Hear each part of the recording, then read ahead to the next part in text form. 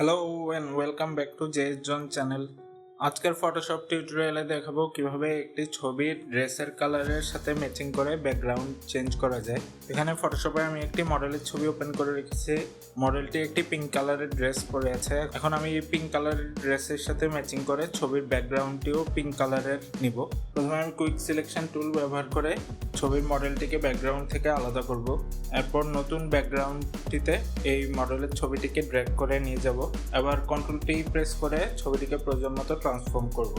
সেগুলো তোমরা ব্যাকগ্রাউন্ডে ব্লার ফিল্টার যোগ করতে পারো। এভাবে খুব সহজে ফটোশপে ছবির ড্রেসের সাথে ম্যাচিং করে ব্যাকগ্রাউন্ড অ্যাড করা যায়। আশা করি এই টিউটোরিয়ালটি তোমাদের ভালো লাগবে। এরকম নতুন নতুন ফটোশপ টিউটোরিয়ালের জন্য জেস জোন চ্যানেলটি সাবস্ক্রাইব করো আর নোটিফিকেশন পেতে বেল আইকনটিতে ক্লিক করো।